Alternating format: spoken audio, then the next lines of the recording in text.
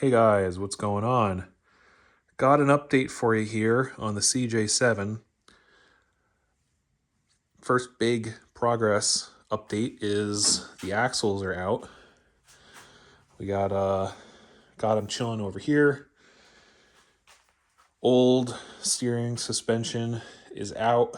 I have the new 4-inch Skyjacker lift leaf springs kind of set in place. Obviously, waiting for the axles before I can swing the shackle end up, just so that it's easier to put the axle back in. We have shackles and shackle hangers installed front and rear. These are fishbone.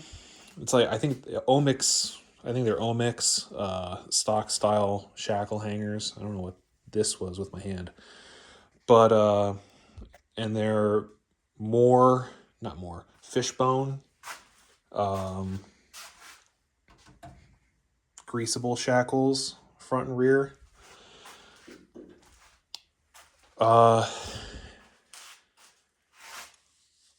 They seem good. They're real beefy. They're going to take some modification to work for my application. In the front here, this guy, when it's going to be tightened all the way up, is going to rub the frame here slightly.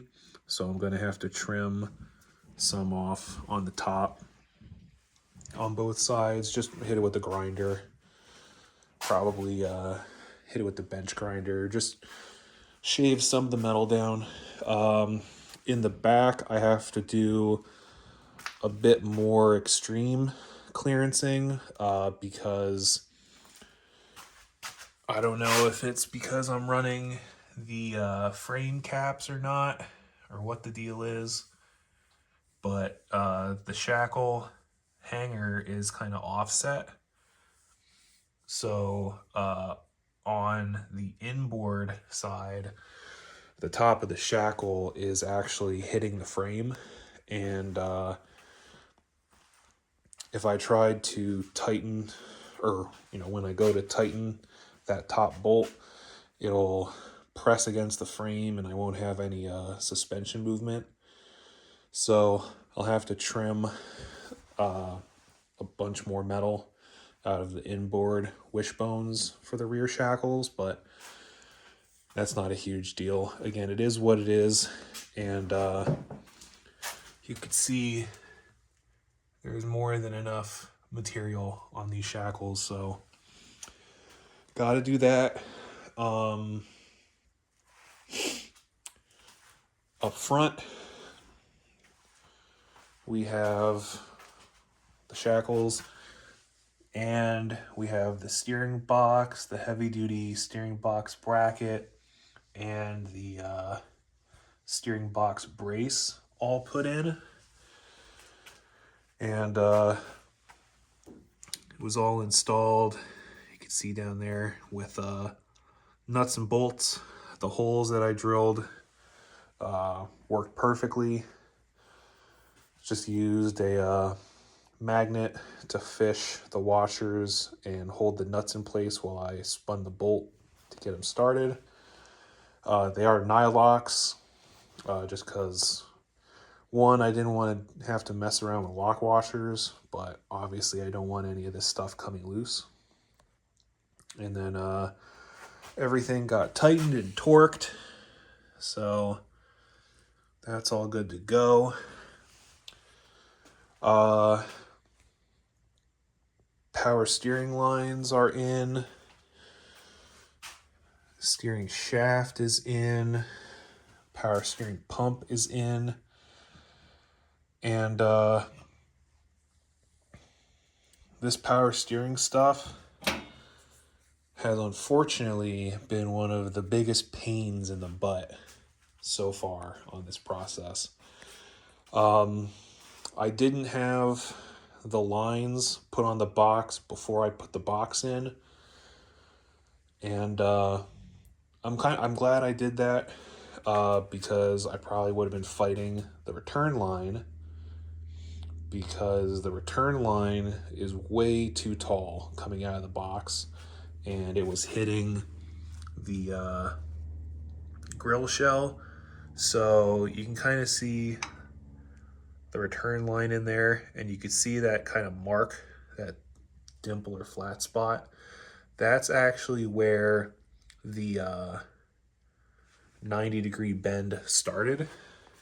So I had to bend it right at the flare nut, straighten out the bend that was in the line, just so it would actually fit. And then because of all that, I had to send the line out that way instead of going this way and up like it would have done from the factory. So not super happy, but I made it work. It is what it is with these aftermarket lines. The only other solution would have been to do a 90-degree elbow hose barb fitting and have it put in the box before I install it, because pretty much all of the aftermarket flare and return lines are the exact same. They must be made by one company and sold by a bunch of different people. So you can see the return hose down there comes up and around, and then the pressure line was also made wrong. The box end is correct, but when it came up to the pump end, the hose was pointing outwards. So I had to twist it 90 degrees this way and then try and fold it 180 degrees over. And doing it the normal way, where the line would kind of come up and over, it was a really sharp bend that would get worse the more you tension the pulley or the pump. So unfortunately, what I had to do was I had to run it under. So not factory, not correct, but it's what you got to do with these lines. And the benefit here is the bends will actually relax the more that you tension the pulley. So that's good. So it all worked out, but it was a real pain. And then the power steering pump is actually off of the 304 that we took out of the parts Jeep, because the pump that I ordered from Summit, that was a layers pump that Summit said fits, did not fit. The return hose, it's going to be hard to show, but the return hose is supposed to come straight out the back so it fits in a hole in the adjuster bracket. Well, the one that I got had like a 180 down here, and it did not have the studs that you need for this bracket. So pump was useless. So yeah, I used the 79 304 pump, which is the same pump.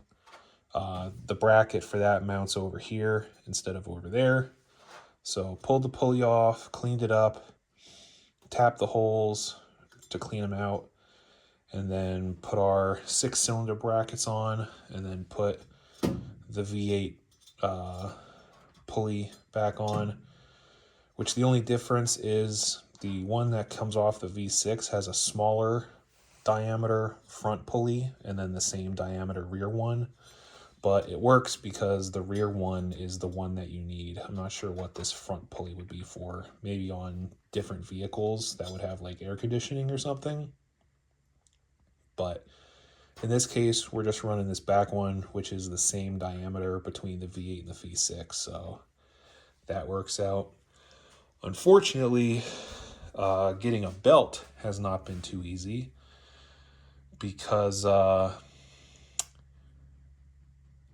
two of the belts that I've ordered so far, the V has been much too thick. So you can see this is the belt that came off of the 304. And this is one of the belts. This is the first belt that I ordered. and you could see how much thicker the ribs are compared to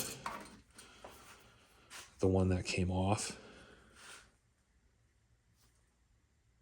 So the result of that was when I tried running this belt, one, it was hard to get on because of the extra width. It wasn't sitting as far in these pulleys. And then sitting in here, it was barely riding in the pulley, and when I was cranking the engine over, it actually started to roll. So I ordered a second pulley or a second belt from Gates, but it was the same thickness. So I ordered another belt off of Summit. I think it's a Goodyear belt, and it looks like it's going to be the correct thickness, but we'll have to wait and see. And then once we have the power steering belt, then we can put the alternator belt on, which I had to do a little work here. I actually had to bend this adjuster bracket this way. It was bent outwards, and so when I put the belt on, the the alternator was able to twist a little bit. So flattening this back out fixed that issue. We can see our radiator hose. I bought the adapter to hook our 3/4 to 5/8 heater hose lines. At Lowe's, it said it was a 1-inch to 3/4 adapter, but I don't know if plumbing uses outside diameter for piping. So even though it said 1/4 to 3/8, it fit the 3/4 to 5/8 perfectly. So heater hoses are done. Radiator hoses are in. Clamped down top and bottom. They're both, I think they're Evan Fisher hoses. They are cut to fit. The lower one came out perfect. The upper one, I think they made this section a little bit too long, because you can see it kind of goes past and then has to come back. So, but it did work. So we have that on. So pretty much, once I have the belts on and I fill this thing with coolant, we just have to get a fuel pump and a fuel line, and we can get the axles done and get this thing to run and actually like run on its own and run for a while.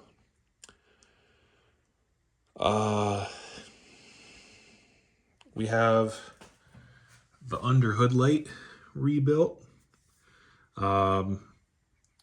Both 79s that I bought came with under hood lights. This is the one off of the first, the Renegade. The 304 Jeep had one as well, but that housing was was rustier, so went with this one. These are super easy to rebuild. All it is, you take the bulb out. There's a clip under here. Sometimes it's a metal clip, metal ring. This one, it's just a C-clip to keep it from coming out this way when the bulb is out. So pull the clip, and then you can pull this plastic piece and the wire out through the top. And it's a little plastic pill. You split it in half, and inside is the contact that this wire has at the end, and then your little mercury switch, which looks like a brass little pill. And all you gotta do, clean that stuff up. I put dielectric grease in there, and shake the mercury switch. If you hear something floating around in there, the mercury switch is good, which mine was. So cleaned it, dielectric greased it, put it back together, and it works perfectly. I hit the outside with some satin black and then sprayed the inside with chrome spray paint. So a little bit shinier, and it does work. Come over, you see there. So that's good, and I did test, obviously, when you shut the hood, the mercury switch turns the light off, so good to go. That's it under the hood. Obviously, didn't touch on this. Front bumper is installed. Our tow hooks that came off of the Renegade are installed. These weren't too terrible. These two holes were here already. Then I kind of made sure everything was square and drilled the two holes here, since this section of frame we patched with another piece of bumper from the parts Jeep. And then, unfortunately, aftermarket parts strike again. This C is definitely probably from a YJ.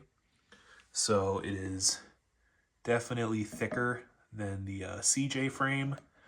So had to use a bunch of washers as spacers. And I had to Dremel the hole on the bumper and the frame to get the 5/8 bolt to go through. But bumpers on. Originally, I had planned on doing a grill guard up front, but after looking at what these things actually look like with the grill guard, it would come up to about here, and it's like $400, and I didn't like that it blocked part of the headlight. And actually seeing one with it on, it just obstructed too much of the CJ front end. So not going to go with it. So smacked the tow hooks on, and we're good to go. I've had these pod lights kicking around, but I'm actually missing the actual brackets that would attach them to the mounting surface. But I was thinking popping them there, use them as fog lights or something, but not 100% sure. So maybe I'll buy the brackets, or I'll buy round ones or something else.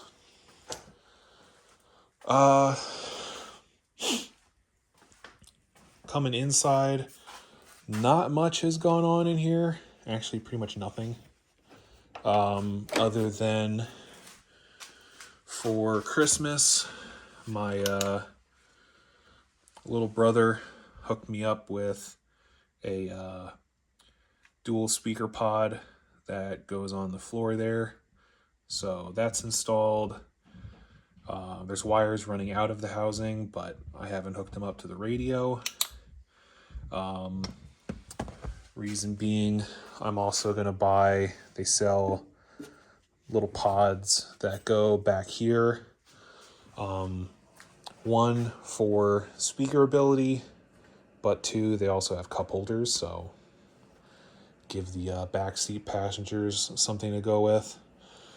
I was debating on doing a sound bar, but I remembered the sound bar requires you to have the windshield crossbars, because they would go here, and then that would be right in the head space.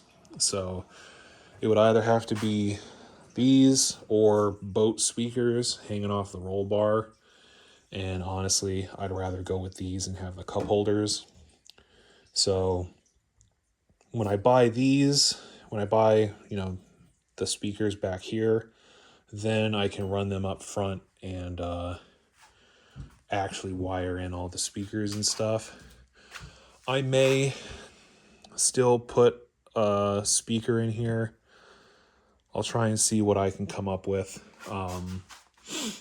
If there's one that's thin enough that I could sneak it in here and install it without having to pull the whole dashboard out, we'll give it a try. I think there's schmoo on.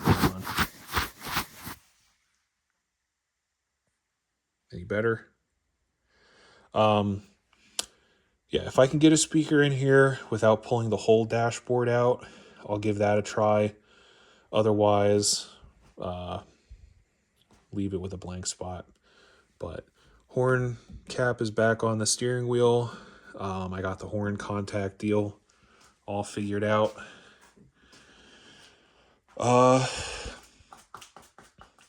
Yeah, but other than that, you know, nothing else. The interior, again, is pretty much done aside from the speaker pods back here and seat belts. I do still have to deal with the seat belts, but that's not immediate. One thing I was working on today, I was seriously reconsidering putting these mid-80s CJ to YJ style door strikers in. My biggest issue is these two screws here would go to this this spot on the tub, and I can't really tell how thick it really is, and I would be really worried about drilling a hole and putting a hole on the outside or something. I mean, it feels decently thick, but I don't know. But and doing that would require me to take the roll bar back out, which I wasn't a super huge fan of doing. But luckily, Best Top came in to save the day, because I am planning on running a set of soft half doors and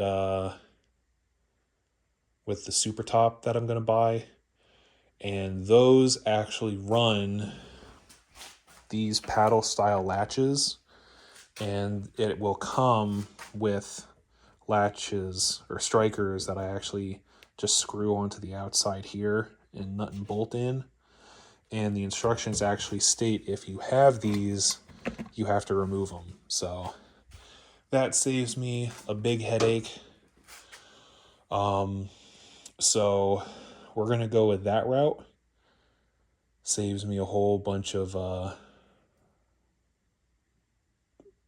work, essentially. And yeah,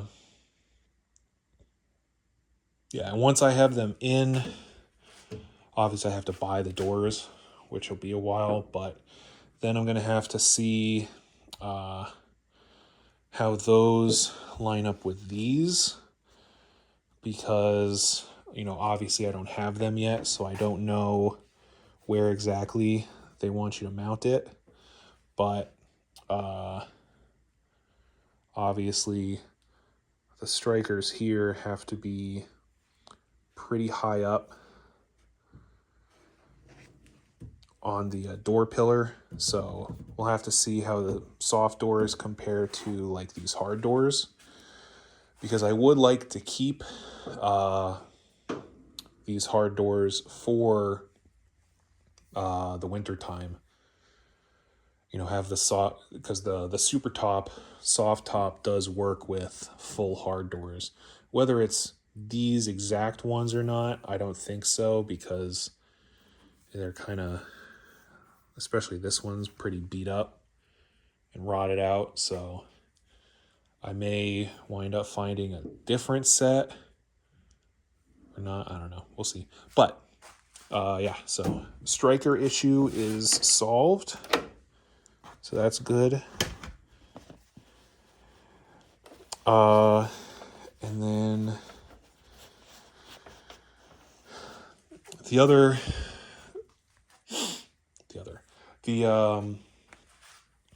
the last, or one of the last big hurdles that we got to overcome on this thing is shocks. So 3 out of the 4 shock mounting points need work. The 2 in the back, I have to chase the threads on the studs. Both of them are a little messed up. The passenger side one is really messed up from me having to smack the previous shock off. So I already have a normal die, but I actually have a 2-piece die coming. So hopefully I can get it started on already present threads and then use a socket and be able to just clean up the threads instead of trying to recut them and potentially screwing it up. And then the driver's side one just needs to be chased because of buildup and stuff.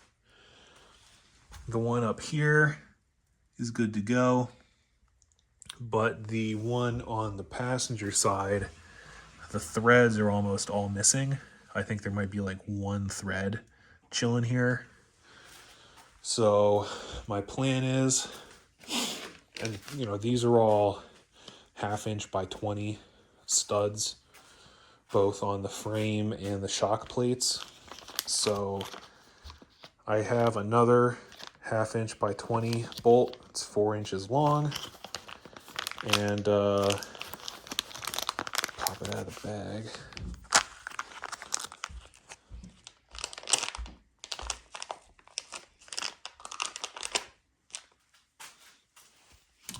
So the plan is this bolt, this shoulder area here is going to be a smaller diameter than the stud that the shock sits on.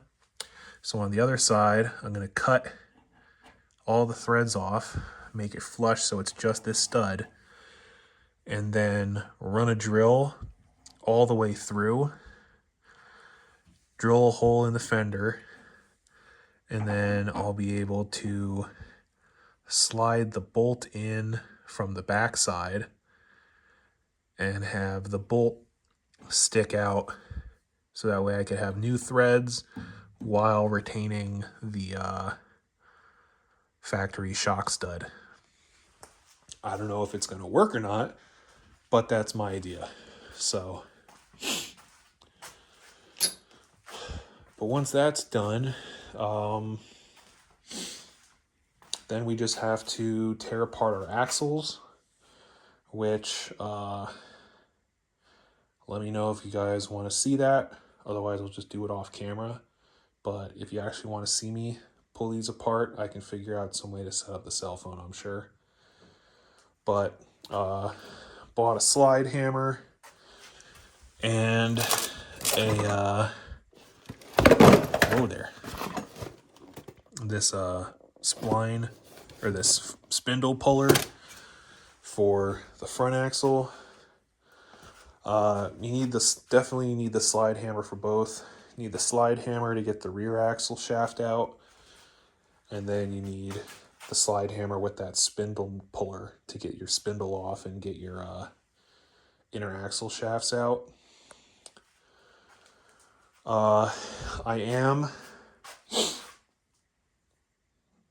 Don't flame me too hard, but I am going to be chopping the wide track shock mounts off. Reason being, since I'm running 79 shock towers on the front, I'm really going to need the extra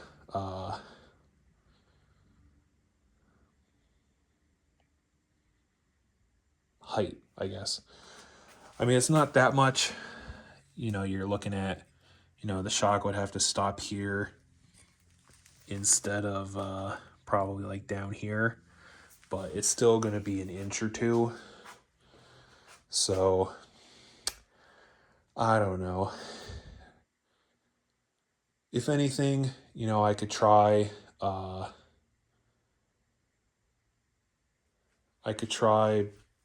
you know, hooking the leaf spring up here, taking one of the shocks and holding the plate underneath, and see what I would be looking at height wise, whether I think I would have enough room to use it. But if not, we'll chop that off and run with the shock stud that's on the leaf spring plate. I am staying leaf spring under, but I am going to be doing a high steer steering setup. So, but yeah, we have to get the axles torn down all the way except for the ring and pinion, and then I can get it sent out to the drive or the axle shop that's going to replace the ring and pinion. They're going to do my one-piece rear axle conversion, and they're going to replace the spring perches here because both of them are collapsed in a little bit, so they're definitely not structurally sound anymore, and I've got new ones right there. So yeah, moving right along. You know, like I said, once those axles are done, then I can get all this stuff put in, and we'll be on our way. So I'll see you guys later.